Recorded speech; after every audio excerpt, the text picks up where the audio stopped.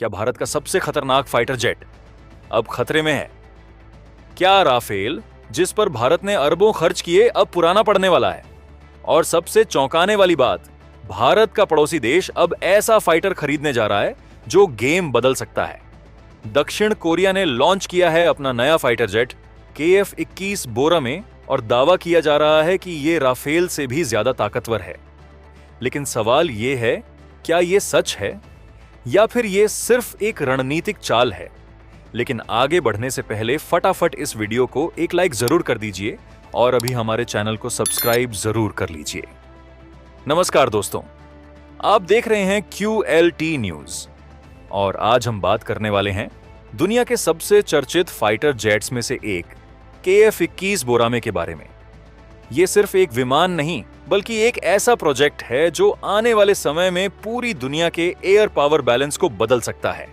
इस वीडियो में हम जानेंगे KF-21 की असली ताकत क्या है, क्या यह सच में राफेल से बेहतर है, भारत के लिए कितना बड़ा खतरा है और कौन कौन देश इसे खरीदने जा रहे हैं।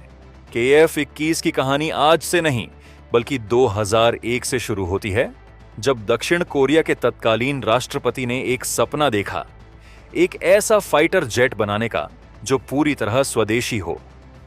उस समय दक्षिण कोरिया अमेरिका और अन्य देशों पर निर्भर था, लेकिन उन्होंने फैसला किया अब खुद का फाइटर बनेगा। 2016 में इस प्रोजेक्ट ने रफ्तार पकड़ी और फिर 2021 में पहली बार दुनिया के सामने आया KF-21 का प्रोटोटाइप, और सिर्फ एक साल बाद 2022 में इसने अपनी पहली उड़ान भरी, जो कि किसी भी देश के लिए एक बहुत बड़ी उपलब्धि होती है। और अब 2026 में इसे आधिकारिक रूप से पेश कर दिया गया है। अब बात करते हैं इस फाइटर जेट की असली ताकत की।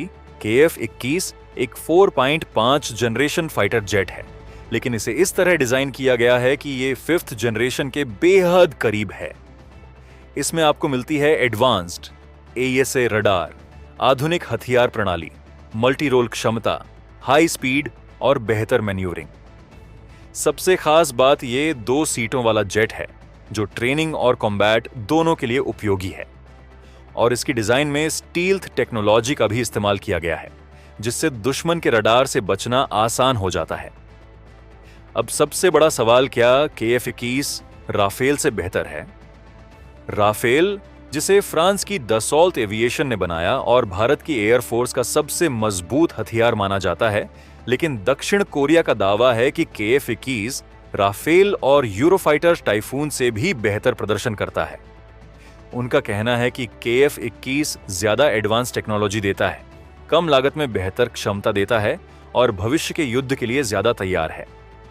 लेकिन सच्चाई क्या है? राफेल पहले से युद्ध में टेस्टेड है, जबकि KF-21 अभी नया है। तो फिलहाल ये कहना कि KF-21 बेहतर है थोड़ा जल्दबाजी होगा, लेकिन आने वाले समय में ये मुकाबला बेहद खतरनाक हो सकता है। अब बात भारत की। भारत भी अपने 5th जनरेशन फाइटर एमका पर काम कर रहा है, लेकिन सच्चाई ये है कि भारत अभी भी डिजाइन और डेवलपमेंट स्टेज में है, जबकि दक्षिण कोरिया अब अपने जेट को प्रोडक्शन में ले आया है। इसका मतलब साफ है, दक्षिण कोरिया ने इस रेस में भारत को पीछे छोड़ दिया है। लेकिन क्या भारत वाकई पीछे है या ये सिर्फ टाइमिंग का फर्क है? अब सबसे बड़ा गेम, कौन खरीदेगा KF-21? इस प्रोजेक्ट में इंडोनेशिया भी शामिल था, हालांकि आर्थिक समस्याओं के कारण उसकी हिस्सेदारी कम हो गई, लेकिन रिपोर्ट्स के अनुसार इंडोनेशिया ही इसका पहला खरीदार बन सकता है। इसके अलावा UAE, सऊदी अरब, फिलीपींस, पोलैंड जैसे देश भी इसमें रुचि दिखा रहे हैं।